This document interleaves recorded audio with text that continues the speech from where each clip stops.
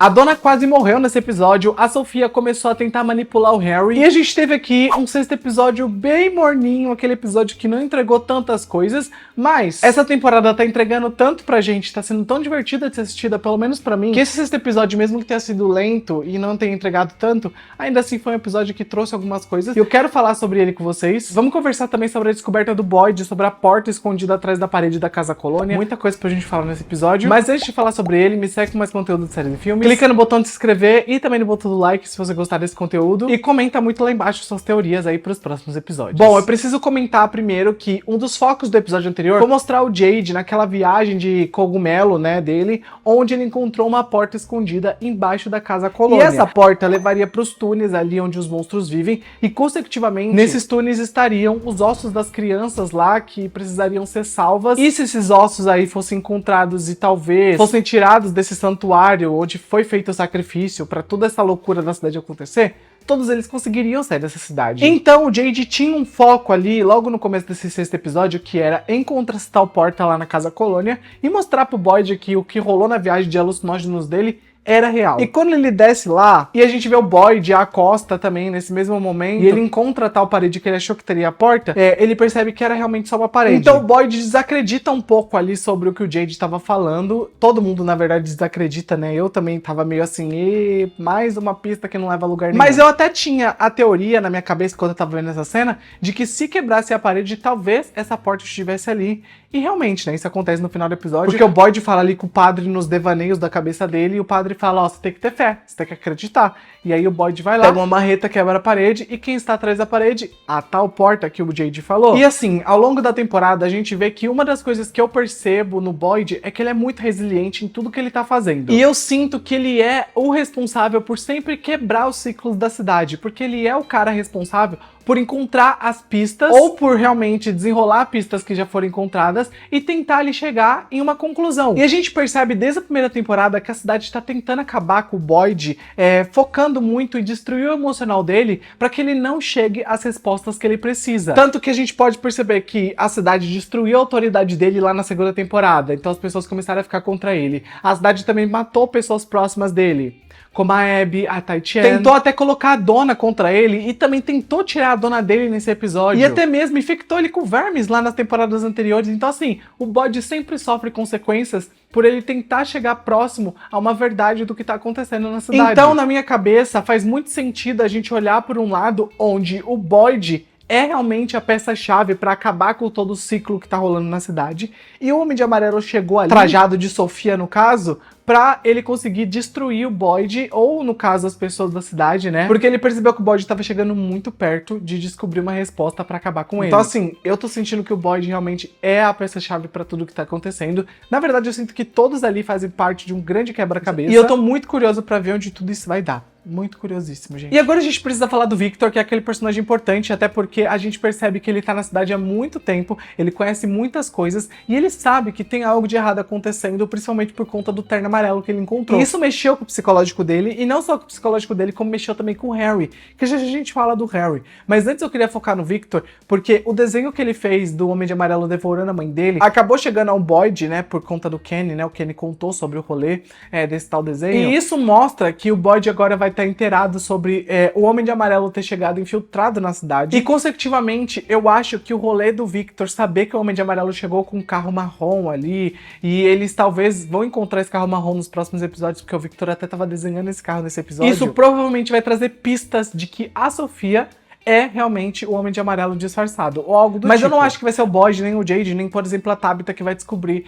sobre a Sofia ser realmente a vilã dessa temporada. Eu acho que vai ser a Julie. Mas antes de chegar nesse ponto, gente, eu só queria dizer que eu tô sentindo que a Sofia vai manipular o Harry pra tornar a nova Abby. Porque, primeiro, a gente sabe que a Sofia sabe do terno amarelo que o Harry tava olhando. E quando ela percebe que ele tava olhando pra esse terno, ela já pensa assim, tem coisa aí, deixa eu perguntar pra ele o que que ele tem a ver com esse terno. E daí ele começa a meio que mostrar, né, demonstrar o quanto o Homem de Amarelo mexe com ele. E aí, por ele estar fragilizado, a Sofia pensou, vou mexer mais com ele. Então ela joga o sangue dela, que é um sangue com certeza mágico, até porque a gente sabe que ela tem poder. E quando ele bebe esse sangue, ele fala que ficou um pouco mais altinho.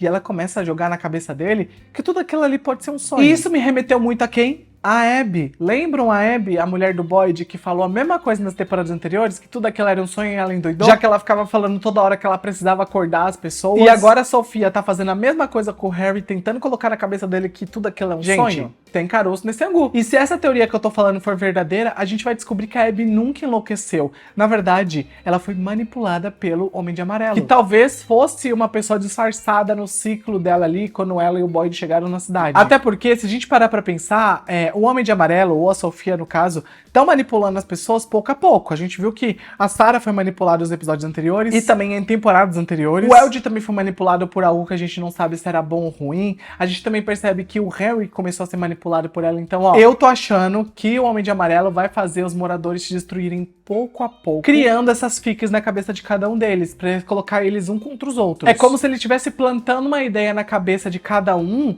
pra que eles se destruíssem. Ele nem vai precisar tocar em ninguém, ele só vai fazer o caos acontecer da forma que ele tá fazendo, manipulando cada uma das pessoas ali. Então na minha cabeça faz muito sentido que isso possa acontecer. Faz sentido pra vocês? Me colocam Faz sentido pra vocês? Coloca nos comentários. E agora vamos falar da Donna, que teve um ataque cardíaco nesse episódio depois de descobrir as revelações ali sobre as mortes, sobre o Homem de Amarelo. Nada tava saindo como planejado, então ela acabou passando mal e tendo esse ataque cardíaco que foi muito do nada. Até eu fiquei tipo, what the fuck, o que aconteceu com a Donna, caramba? E aí a gente percebe que ela passa mal, o desfibrilador não ajuda, a massagem cardíaca não ajuda, mas o Boyd ajuda. O Boyd fala, acorda, filha da puta, e ela acorda, ela não tá bem. A própria Chrissy fala, ó, a gente não sabe quanto tempo ela ficou sem oxigênio no cérebro, mas ao mesmo tempo ela tá viva. E isso me faz voltar ao ponto de que se a cidade se alimenta do medo, coisa que a gente tem teorizado há muitas temporadas, por que a cidade também não pode se alimentar da esperança? Não pode se alimentar de coisas boas, de energias positivas, como o Boyd jogou ali na Donna, por exemplo. A gente pode olhar a cidade, né, Fromville, como um amplificador emocional, fazendo assim o medo das pessoas criar e potencializar os monstros, e também o desespero criar as tragédias, ou até mesmo a manipulação criar essas tragédias. E por isso que eu acho que a Sofia tá criando essas picuinhas entre os moradores, pra realmente todo mundo ficar um contra o outro, pra a cidade se alimentar ainda mais desse medo deles, mas ao mesmo tempo a cidade pode se alimentar da esperança deles. Então é por isso que o Boyd conseguiu fazer a Donna voltar à vida, porque ele realmente gosta muito dela, e ele realmente tem esse lado mais esperançoso de que ele nunca vai desistir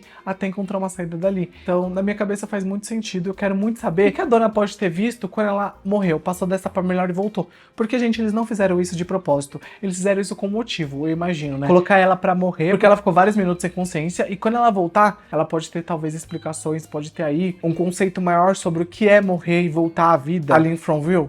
Tô curioso. Será que ela também vai trazer esse rolê do pensamento de que tudo é um sonho? Tô curioso, gente. Tô curiosíssimo. E a gente também viu nesse episódio um momento bem singelo da Sarah e da Julie trabalhando juntas e pintando ali a parede do quarto da Sofia, porque a Sarah quer dar um up, né, no quarto da Sofia, e eu fiquei, Fia, não.